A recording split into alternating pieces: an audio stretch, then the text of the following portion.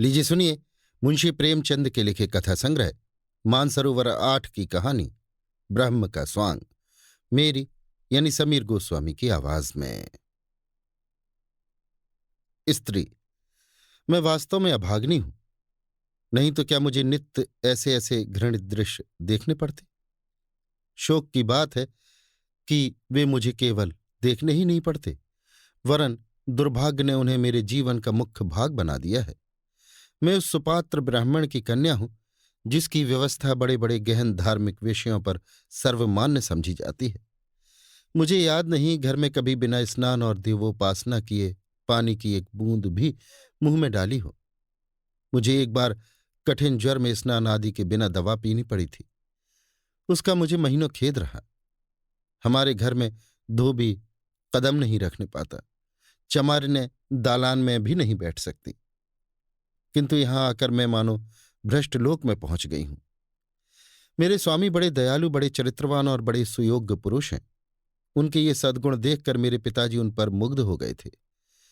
लेकिन वे क्या जानते थे कि यहां लोग अघोर पंथ के अनुयायी हैं। संध्या और उपासना तो दूर रही, कोई नियमित रूप से स्नान भी नहीं करता। बैठक में नित्य मुसलमान क्रिस्तान सब आया जाया करते हैं और स्वामी जी वहीं बैठे बैठे पानी दूध चाय पी लेते हैं। इतना ही नहीं, वहीं बैठे बैठे मिठाइयां भी खा लेते हैं। अभी कल की बात है, मैंने उन्हें लेमोनेड पीते देखा था। साइस जो चमार है वे रोक टोक घर में चला आता है। सुनती हूं वे अपने मुसलमान मित्रों के घर दावतें खाने भी जाते हैं। ये भ्रष्टाचार मुझसे नहीं देखा जाता। मेरा चित्त घृणा से त्रस्त हो जाता है। जब वे मुस्कुराते हुए मेरे समीप आ जाते हैं और हाथ पकड़कर अपने समीप बैठा लेते हैं तो मेरा जी चाहता है कि धरती फट जाए और मैं उसमें समा जाऊं। हाँ, हिंदू जाति, तूने हम स्त्रियों को पुरुषों की दासी बनाना ही क्या हमारे जीवन का परम कर्तव्य बना दिया। हमारे विचारों का, हमारे सिद्धांतों का, यहां तक कि हमारे धर्म का भी कुछ मूल्य नहीं रहा। अब मुझे धैर्य नहीं। आज मैं इस अवस्था का अंत कर देना चाहती हूं। मैं इस आसुरिक भ्रष्ट जाल से निकल जाऊंगी। मैंने अपने पिता की शरण में जाने का निश्चय कर लिया है। आज यहां सहभोज हो रहा है। मेरे पति उसमें सम्मिलित ही नहीं, वरन उसके मुख्य प्रेषकों में है। इन्हीं के उद्योग तथा प्रेरणा से ये विधर्मीय अत्याचार हो रहा है। समस्त जातियों के लोग एक साथ बैठकर भोजन कर रहे हैं। सुनती हूं मुसलमान भी एक ही पंक्ति में बैठे हुए हैं। आकाश क्यों नहीं गिर पड़ता? क्या भगवान धर्म की रक्षा करने के लिए अवतार न लेंगे? ब्राह्मण जाति अपने निजी बंधुओं के सिवाय अन्य ब्राह्मणों का भी पकाया भोजन नहीं करती।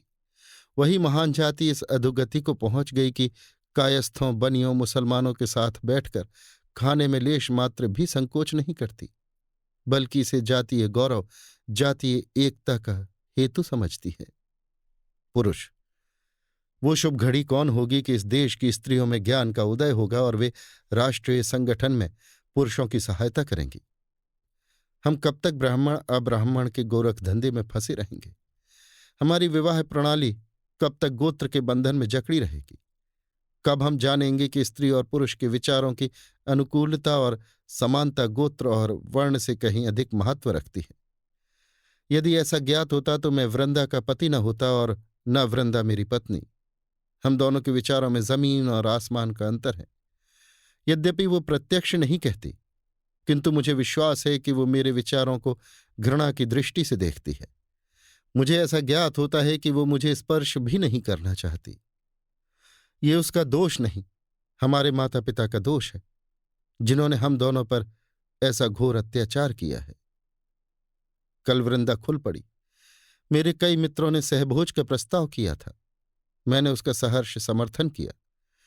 कई दिन के वाद विवाद के पश्चात अंत को कल कुछ गिने गिनाए सज्जनों ने सहभोज का सामान कर ही डाला। मेरे अतिरिक्त केवल 4 और सज्जन ब्राह्मण थे, शेष अन्य जातियों के लोग थे। ये उदारता वृंदा के लिए असह्य हो गई। जब मैं भोजन करके लौटा तो वह ऐसी विकल थी मानो उसके मर्म स्थल पर आघात हुआ हो। मेरी और विषादपूर्ण नेत्रों से देखकर बोली, अब तो स्वर्ग का द्वार अवश्य खुल गया होगा। ये कठोर शब्द मेरे हृदय पर तीर के समान लगे। ऐंठकर बोला, स्वर्ग और नरक की चिंता में वे रहते हैं जो अपाहिज हैं, कर्तव्यहीन हैं, निर्जीव हैं। हमारा स्वर्ग और नरक सब इसी पृथ्वी पर है। हम इस कर्म क्षेत्र में कुछ कर जाना चाहते हैं। वृंदा, धन्य है आपके पुरुषार्थ को, आपकी सामर्थ्य को। आज संसार में सुख और शांति का साम्राज्य हो जाएगा। आपने संसार का उद्धार कर दिया, इससे बढ़कर उसका कल्याण क्या हो सकता है? मैंने झुंझलाकर कहा, जब तुम्हें इन विषयों के समझने की ईश्वर ने बुद्धि ही नहीं दी तो क्या समझाऊं? इस पारस्परिक भेदभाव से हमारे राष्ट्र को जो हानि हो रही है उसे मोटी से मोटी बुद्धि का मनुष्य भी समझ सकता है। इस भेद को मिटाने से देश का कितना कल्याण होता है, इसमें किसी को संदेह नहीं। हाँ, जो जानकर भी अनजान बने उसकी बात दूसरी है। वृंदा, बिना एक साथ भोजन किए परस्पर प्रेम उत्पन्न नहीं हो सकता। मैंने इस विवाद में पड़ना अनुपयुक्त समझा। किसी ऐसी नीति की शरण लेनी आवश्यक जान पड़ी जिसमें विवाद का स्थान ही न हो। वृंदा की धर्म पर बड़ी श्रद्धा है। मैंने उसी के शस्त्र से उसे पराजित करने का निश्चय किया। बड़े गंभीर भाव से बोला, यदि असंभव नहीं तो कठिन अवश्य है, किंतु सोचो तो ये कितना घोर अन्याय है कि हम सब एक ही पिता की संतान होते हुए एक दूसरे से घृणा करें, ऊंच नीच की व्यवस्था में मग्न रहें। ये सारा जगत उसी परम पिता का विराट रूप है। प्रत्येक जीव में उसी परमात्मा की ज्योति आलोकित हो रही है। केवल इसी भौतिक पर्दे ने हमें एक दूसरे से पृथक कर दिया है। यथार्थ में हम सब एक हैं। जिस प्रकार सूर्य का प्रकाश अलग अलग घरों में जाकर भिन्न नहीं हो जाता, उसी प्रकार ईश्वर की महान आत्मा पृथक पृथक जीवों में प्रविष्ट होकर विभिन्न नहीं होती। मेरी इस ज्ञान वर्षा ने वृंदा के शुष्क हृदय को तृप्त कर दिया। वो तन्मय होकर मेरी बात सुनती रही। जब मैं चुप हुआ तो उसने मुझे भक्ति भाव से देखा और रोने लगी। स्त्री, स्वामी के ज्ञानोपदेश ने मुझे सजग कर दिया।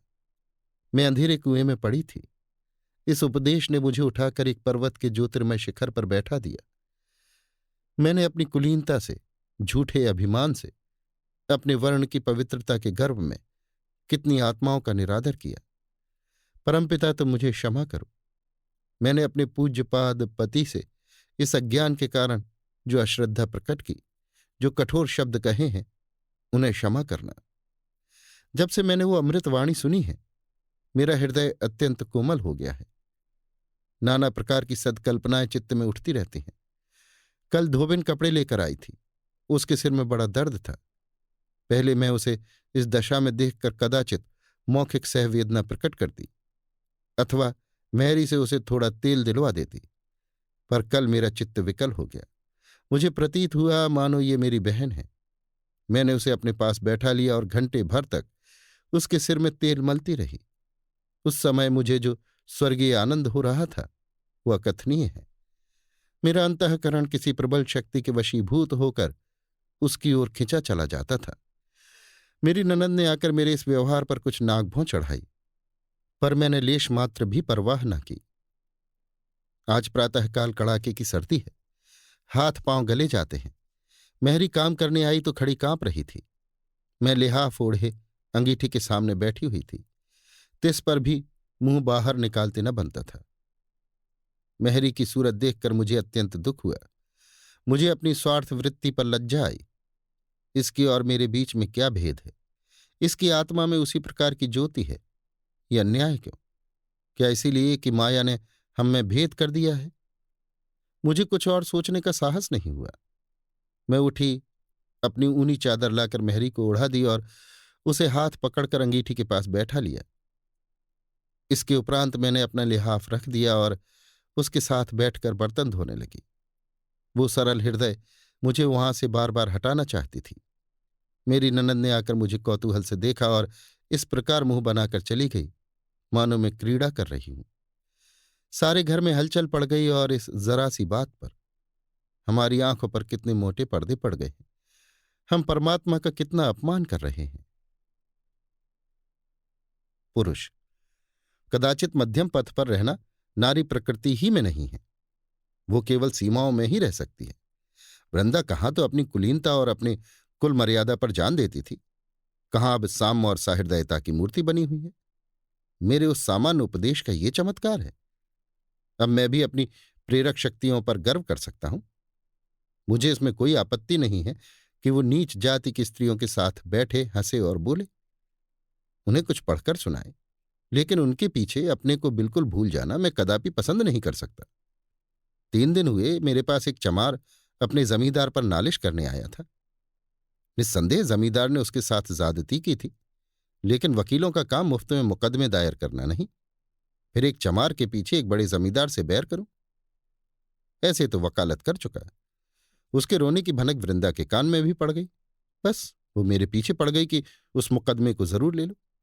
मुझसे तर्क वितर्क करने पर उद्यत हो गई। मैंने बहाना करके उसे किसी प्रकार टालना चाहा, लेकिन उसने मुझसे वकालतनामे पर हस्ताक्षर कराकर तब पिंड छोड़ा। उसका परिणाम यह हुआ कि पिछले 3 दिन मेरे यहां मुफ्तखोर मुवक्किलों का तांता लगा रहा और मुझे कई बार वृंदा से कठोर शब्दों में बातें करनी पड़ी। इसी से प्राचीन काल के व्यवस्थाकारों ने स्त्रियों को धार्मिक उपदेशों का पात्र नहीं समझा था। इनकी समझ में ये नहीं आता कि प्रत्येक सिद्धांत का व्यवहारिक रूप कुछ और होता है। हम सभी जानते हैं कि ईश्वर न्यायशील है, किंतु न्याय के पीछे अपनी परिस्थिति को कौन भूलता है। आत्मा की व्यापकता को यदि व्यवहार में लाया जाए तो आज संसार में साम्य का राज्य हो जाए, किंतु उसी भांति जैसे साम्य दर्शन का एक सिद्धांत ही रहा है और रहेगा, वैसे ही राजनीति भी एक अलभ्य वस्तु है और रहेगी।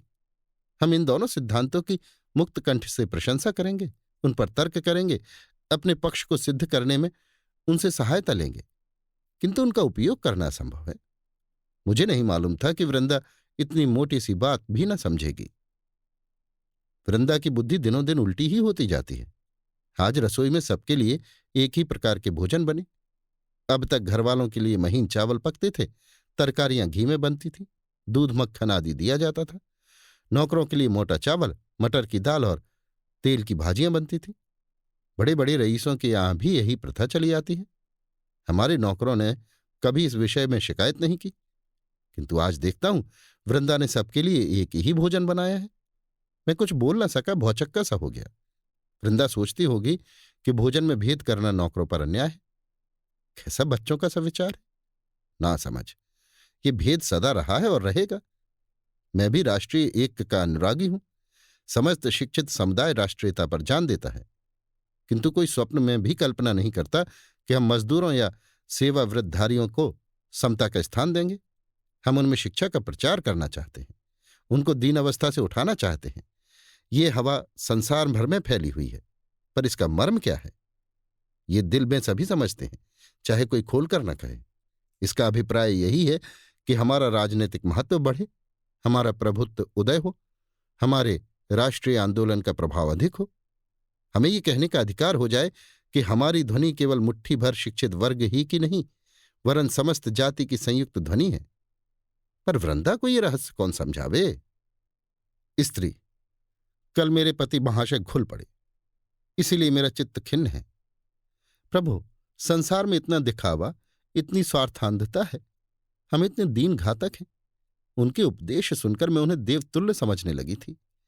आज मुझे ज्ञात हो गया कि जो लोग एक साथ 2 नाव पर बैठना जानते हैं, वे ही जाति के हितैषी कहलाते हैं। कल मेरी ननद की विदाई थी। वो ससुराल जा रही थी। बिरादरी की कितनी ही महिलाएं निमंत्रित थीं। वे उत्तम उत्तम वस्त्राभूषण पहने कालीनों पर बैठी हुई थीं। मैं उनका स्वागत कर रही थी। निदान मुझे द्वार के निकट कई स्त्रियां भूमि पर बैठी हुई दिखाई दी, जहां इन महिलाओं की जूतियां और स्लीपरें रखी हुई थीं। वे बेचारी भी विदाई देखने आई थीं। मुझे उनका वहां बैठना अनुचित जान पड़ा। मैंने उन्हें भी लाकर कालीन पर बैठा दिया। इस पर महिलाओं में मटकियां होने लगीं और थोड़ी देर में वे किसी न किसी बहाने से एक एक करके चली गई। मेरे पति महाशय से किसी ने ये समाचार कह दिया। वे बाहर से क्रोध भरे हुए आए और आंखें लाल करके बोले, ये तुम्हें क्या सूझी? क्या हमारे मुंह में कालिख लगवाना चाहती हो? तुम्हें ईश्वर ने इतनी भी बुद्धि नहीं दी कि किसके साथ बैठना चाहिए? भले घर की महिलाओं के साथ नीच स्त्रियों को बैठा दिया। वे अपने मन में क्या कहती होंगी? तुमने मुझे मुंह दिखाने लायक नहीं रखा। छी छी। मैंने सरल भाव से कहा, इससे महिलाओं का क्या अपमान हुआ? आत्मा तो सबकी एक ही है। आभूषणों से आत्मा तो ऊंची नहीं हो जाती। पति महाशय ने होंठ चबाकर कहा, चुप भी रहो, बेसुरा राग अलाप रही हो। बस वही मुर्गी की एक टांग। आत्मा एक है, परमात्मा एक है। ना कुछ जानो ना बूझो, सारे शहर में नक्कू बना दिया। उस पर और बोलने को मरती हो। उन महिलाओं की आत्मा को कितना दुख हुआ होगा, कुछ इस पर भी ध्यान दिया? मैं विस्मित होकर उनका मुंह ताकने लगी। आज प्रातःकाल उठी तो मैंने एक विचित्र दृश्य देखा। रात को मेहमानों की जूठी पत्तर, सकोरे, दोने आदि बाहर मैदान में फेंक दिए गए थे। 50 मनुष्य उन पत्तलों पर गिरे हुए उन्हें चाट रहे थे। हाँ, मनुष्य थे, वही मनुष्य जो परमात्मा के निज स्वरूप है। कितने ही कुत्ते भी उन पत्तलों पर झपट रहे थे, पर वे कंगले कुत्तों को मार मार कर भगा देते थे। उनकी दशा कुत्तों से भी गई बीती थी। ये कौतुक देखकर मुझे रोमांच होने लगा। मेरी आंखों से अश्रुधारा बहने लगी। भगवान, ये भी हमारे भाई बहन हैं, हमारी आत्मा है, उनकी ऐसी शोचनीय दीन दशा। मैंने तत्क्षण मेहरी को भेजकर उन मनुष्यों को बुलवाया और जितनी पूरी मिठाइयां मेहमानों के लिए रखी हुई थी सब पतलों में रखकर उन्हें दे दी। मेहरी थरथर कांप रही थी। सरकार सुनेंगे तो मेरे सिर का एक बाल भी न छोड़ेंगे। लेकिन मैंने उसे ढांढस दिया, तब उसकी जान में जान आई। अभी ये बेचारे कंगली मिठाइयां खा ही रहे थे कि पति महाशय मुंह लाल किए हुए आए और अत्यंत कठोर स्वर में बोले, तुमने भंग तो नहीं खा ली? जब देखो एक न एक उपद्रव खड़ा कर देती हो। मेरी समझ में नहीं आता कि तुम्हें क्या हो गया है। ये मिठाइयां डोमड़ों के लिए नहीं बनाई गई थी। इनमें घी, शक्कर, मैदा लगा था, जो आजकल मोतियों के मोल बिक रहा है। हलवाइयों को दूध के 2 रुपए मजदूरी के दिए गए थे। तुमने उठाकर सब डोमड़ों को खिला दी। अब मेहमानों को क्या खिलाया जाएगा? तुमने मेरी इज्जत बिगाड़ने का प्रण कर लिया है क्या? मैंने गंभीर भाव से कहा, आप व्यर्थ इतने क्रुद्ध होते हैं। आपकी जितनी मिठाइयां मैंने खिला दी हैं वो मैं मंगवा दूंगी। मुझसे ये नहीं देखा जाता कि कोई आदमी तो मिठाइयां खाए और कोई पतले चाटे। डोमड़े भी तो मनुष्य ही हैं, उनके जीव में भी तो उसी। स्वामी ने बात काट कर कहा, रहने भी दो मेरी तुम्हारी आत्मा, बस तुम्हारी रक्षा से आत्मा की रक्षा होगी। यदि ईश्वर की इच्छा होती कि प्राणी मात्र को समान सुख प्राप्त हो तो उसे सबको एक दशा में रखने से किसने रोका था? वो ऊंच नीच का भेद होने ही क्यों देता है? जब उसकी आज्ञा के बिना एक पत्ता भी नहीं हिल सकता तो इतनी महान सामाजिक व्यवस्था उसकी आज्ञा के बिना क्यों कर भंग हो सकती है? जब वो स्वयं सर्वव्यापी है तो वो अपने ही को ऐसी ऐसी घृणोत्पादक अवस्थाओं में क्यों रखता है? जब तुम इन प्रश्नों का कोई उत्तर नहीं दे सकती तो उचित है कि संसार की वर्तमान रीतियों के अनुसार चलो। इन बेसिर पैर की बातों से हंसी और निंदा के सिवाय और कुछ लाभ नहीं। मेरे चित्त की क्या दशा हुई वर्णन नहीं कर सकती। मैं अवाक रह गई। हा स्वार्थ, हा माया अंधकार, हम ब्रह्म का भी स्वांग बनाते हैं। उसी क्षण से प्रति श्रद्धा और पति भक्ति का भाव मेरे हृदय से लुप्त हो गया। ये घर मुझे अब कारागार लगता है, किंतु मैं निराश नहीं हूं। मुझे विश्वास है कि जल्दी या देर में ब्रह्म ज्योति यहां अवश्य चमकेगी और वो इस अंधकार को नष्ट कर देगी। अभी आप सुन रहे थे मुंशी प्रेमचंद के लिखे कथा संग्रह मानसरोवर 8 की कहानी ब्रह्म का स्वांग, मेरी यानी समीर गोस्वामी की आवाज में।